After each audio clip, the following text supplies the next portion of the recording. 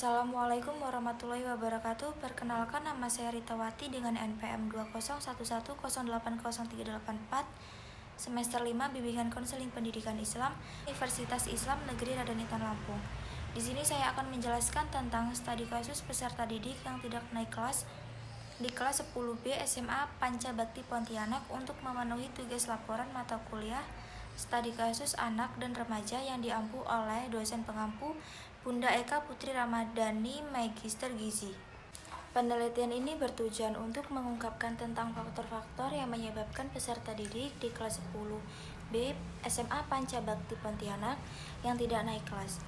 Metode penelitian ini adalah deskriptif. Dengan bentuk penelitian studi kasus, subjek kasus dalam penelitian ini adalah orang tua. Teknik pengumpulan data, observasi, wawancara, dokumenter, dan kunjungan rumah. Alat pengumpulan data, paduan wawancara, paduan observasi, absen, buku kasus, dan raport.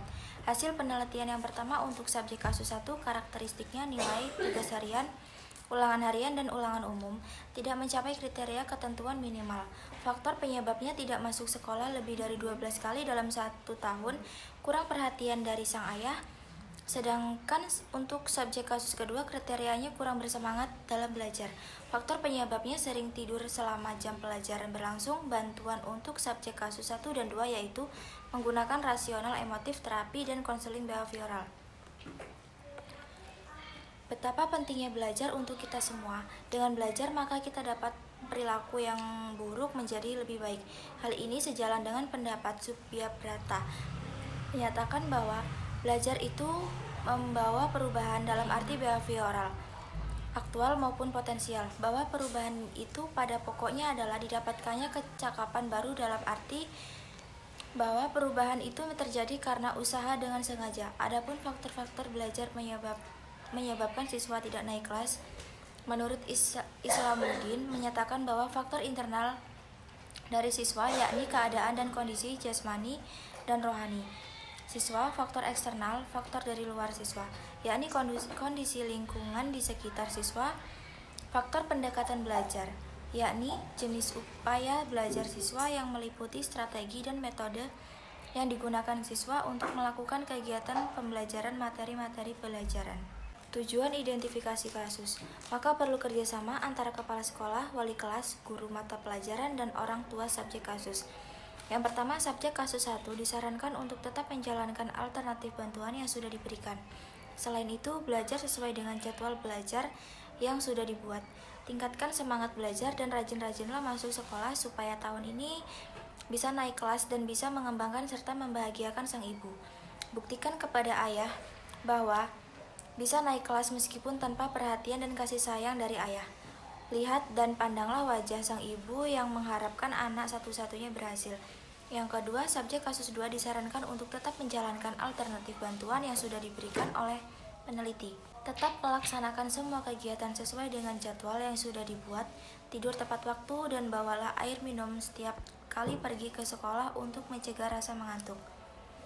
Berhentilah menjaga parkir supaya tidak berkurang waktu untuk istirahat, supaya tahun ini bisa naik kelas. Sasaran studi kasus. Subjek kasus dalam penelitian ini adalah peserta didik kelas 10B SMA Panca Bakti Pontianak yang memiliki kasus tidak naik kelas sebanyak 2 orang dengan karakteristik yang berbeda-beda. Peserta didik yang pertama memiliki karakteristik sering bolos pada saat jam pelajaran, acuh tak acuh dengan tugas, dan peserta didik yang kedua sering tidur pada saat jam pelajaran, jarang mengerjakan tugas sekolah yang diberikan oleh guru.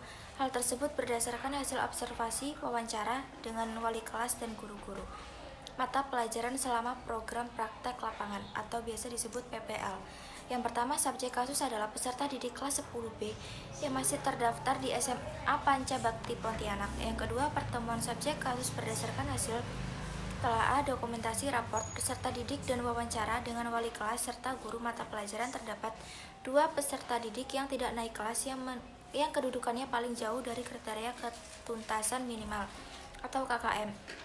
Yang ketiga, studi kasus adalah peserta didik yang tidak naik kelas di kelas 10B SMA Panca Bakti Pontianak. Metode dan alat pengumpulan data. Metode yang digunakan dalam penelitian ini yaitu metode deskriptif. Adapun penjelasan mengenai deskriptif menurut Farhan menyatakan bahwa penelitian deskriptif dirancang untuk memperoleh informasi tentang status gejala saat penelitian dilakukan. Penelitian ini diarahkan untuk menetapkan sifat suatu situasi pada waktu penyelidikan itu dilakukan. Teknik pengumpulan data yang digunakan yaitu wawancara, observasi, dokumentasi, dan kunjungan rumah. Alat pengumpulan data yang sesuai untuk menunjang teknik-teknik tersebut diantaranya yaitu paduan wawancara, paduan observasi, absen, buku kasus, dan raport.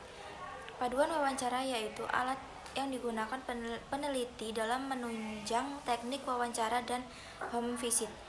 Paduan observasi alat yaitu alat yang digunakan untuk menunjang teknik observasi, sedangkan absen, buku kasus, dan raport adalah alat yang digunakan peneliti dalam menunjang teknik dokumen analisis. Terjadinya kesulitan belajar dikarenakan siswa tidak mampu mengaitkan antara pengetahuan baru dengan pengetahuan lamanya, sehingga anak memperoleh nilai yang rendah dan hasilnya anak menjadi tidak naik kelas. Hal ini dapat kita lihat siswa di SMA Pancabakti Pontianak kelas 10B. Terdapat siswa yang tidak naik kelas berjumlah 2 orang. Siswa ini 2 kali berturut-turut tidak naik kelas dengan faktor penyebab yang berbeda-beda. Adapun gejala siswa tidak naik kelas menurut Sapuroh menyatakan bahwa menunjukkan hasil belajar yang rendah di bawah rata-rata nilai yang tidak dicapai oleh kelompok belajar di kelas. Hasil yang dicapai tidak seimbang dengan usaha yang dilakukan. Lambat dalam mengerjakan tugas-tugas kegiatan belajar, menunjukkan sikap yang kurang wajar, menentang, berpura-pura, masa bodoh, dan berdusta. Menunjukkan tingkah laku yang menyimpang seperti membolos, datang terlambat, tidak mengerjakan tugas, mengasingkan diri, tidak bisa bekerja sama, mengganggu teman baik di luar maupun di dalam kelas, tidak mau mencatat pelajaran, tidak teratur belajar, dan kurang percaya diri. Dan menunjukkan gejala emosional yang kurang wajar yaitu pemurung, mudah tersinggung, tidak atau kurang gembira dalam menghadapi situasi tertentu. Diagnosis merupakan langkah untuk mencari faktor penyebab dari masalah yang sedang dihadapi subjek kasus. Berdasarkan hasil pengamatan dan wawancara yang diperoleh dari hasil identifikasi, maka dapat disimpulkan bahwa yang menjadi faktor penyebab kasus 1 ini tidak naik kelas yaitu yang pertama, faktor internal yang menyebabkan subjek kasus 1 tidak naik kelas yaitu A. Tidak masuk sekolah lebih dari 12 kali dalam 1 tahun, B. Bolos pada saat jam pelajaran, C. Tidak mengerjakan tugas yang diberikan oleh guru, D. Nilai raport tidak tuntas lebih dari 4 mata pelajaran. Adapun faktor kedua yaitu faktor eksternal yang menyebabkan subjek kasus 1 tidak naik kelas yaitu A. Kurang perhatian dari sang ayah, B. Hubungan antara ibu dan ayah kurang harmonis. Prognosis. Setelah mengetahui faktor-faktor penyebabnya, maka dirumuskan alternatif bantuan yang akan diberikan kepada subjek kasus 1 secara bertahap dan berlanjut untuk mengatasi masalah tidak naik kelas. Untuk mengatasi masalah subjek kasus 1, menggunakan pendekatan model konseling behavioral dan terapi rasional emotif. Kedua pendekatan ini menekankan pada prinsip-prinsip pengubahan tingkah laku yang irasional menjadi rasional, adaptif, dan penghapusan pola-pola tingkah laku baru yang konstruktif. Treatment. Pada tahap ini dilaksanakan alternatif bantuan sebagaimana dirumuskan dalam prognosis, maka dalam treatment akan diambil tindakan dengan langkah-langkah sebagai berikut. 1. Dengan menggunakan teknik direktif pembimbing memberikan pandangan bahwa istirahat sangatlah penting dan tidur tepat waktu juga penting apalagi bagi siswa yang paginya harus sekolah. Pola tidur sangat berpengaruh dalam belajar. 2. Dengan menggunakan teknik didaktik, pembimbing mengarahkan subjek kasus untuk berpikir rasional bahwa selama ini ia tidak naik kelas karena ia sering tidur pada jam pelajaran berlangsung. Ketiga, dengan menggunakan teknik asertif, subjek kasus diajak bermain peran dengan teman-temannya di kelas. 4. Subjek kasus diberikan tugas oleh pembimbing setiap pergi ke sekolah untuk membawa air minum supaya dapat mengurangi rasa mengantuk. 5. Membuat jadwal belajar pribadi. 6. Latihan memanage waktu. Follow up. Dari hasil evaluasi untuk diperoleh hasil yang optimal, maka dilakukan tindakan yaitu bekerja sama dengan masing-masing pihak yang terkait dengan individu Gunakan untuk tetap mempertahankan perubahan yang sudah subjek kasus dapatkan, yaitu 1. Subjek kasus akan ditetapkan mempertahankan perubahan yang sudah ada, dan kedepannya subjek kasus akan membentuk kelompok belajar. Selain itu, subjek kasus berjanji akan membuat ibunya bangga dan bahagia memiliki ia. Meskipun tanpa perhatian ayah, dia pasti bisa naik kelas tahun ini. Yang kedua, wali kelas bekerja sama dengan wali kelas guna untuk memonitor perkembangan dan perubahan-perubahan pada diri subjek kasus agar tetap bertahan. Memberikan kesempatan kepada subjek kasus untuk mengeksplorasi kemampuan yang ia miliki. Yang ketiga, guru mata pelajaran bekerja sama dengan guru mata pelajaran guna untuk melihat perkembangan dan perubahan-perubahan yang ada pada diri subjek kasus agar tetap bertahan. Selain itu, dilibatkan subjek kasus dalam diskusi kelompok agar subjek kasus bisa mengeluarkan buah pikir yang ada di pikiran supaya subjek kasus bisa aktif di kelas. Yang keempat, orang tua subjek kasus bekerja sama dengan orang tua agar orang tua tetap memantau perubahan dan perkembangan anaknya. Berilah pujian dan hadiah pada dirinya anak supaya perubahannya tetap bertahan dan memberikan dukungan kepada agar tetap semangat. Kesimpulan, subjek kasus 1 karakteristiknya adalah nilai tugas harian, nilai ulangan harian, dan ulangan umum tidak mencapai kriteria, ketuntasan minimal, acuh tak acuh dengan sekolah dan belajar, kurang bersemangat dalam belajar dan masuk sekolah, jarang mengerjakan tugas, dan tidak aktif di kelas, sering izin ke WC, bolos pada saat jam pelajaran, dan sering tidak hampir tanpa keterangan. Faktor-faktor penyebab peserta didik ini tidak naik kelas yaitu faktor internal yang menjadi penyebabnya, yaitu yang pertama, tidak masuk sekolah lebih dari 12 kali dalam 1 tahun.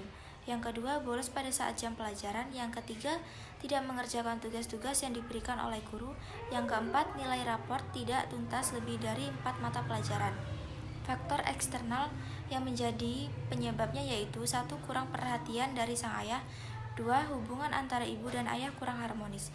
Bantuan yang diberikan kepada subjek kasus 1 untuk mengatasi peserta didik yang tidak naik kelas dianalisis menggunakan 6 langkah, yaitu identifikasi kasus, diagnosis, prognosis, treatment, evaluasi, dan tidak lanjut. Saran, berdasarkan kesimpulan di atas bahwa upaya pengentasan peserta didik yang tidak naik kelas disarankan untuk memberikan pengertian dan perhatian yang intensif dalam pembimbing dan memperhatikan perkembangan pendidik subjek kasus. Oleh sebab itu, maka perlu kerjasama antara kepala sekolah, wali kelas, guru mata pelajaran, dan orang tua subjek kasus. Sekian pemaparan materi mengenai studi kasus peserta didik yang tidak naik kelas di kelas 10B SMA Pancabakti Pontianak. Semoga bisa bermanfaat bagi kita semua. Mohon maaf jika ada kesalahan dan kekurangan. Saya akhiri. Wassalamualaikum warahmatullahi wabarakatuh.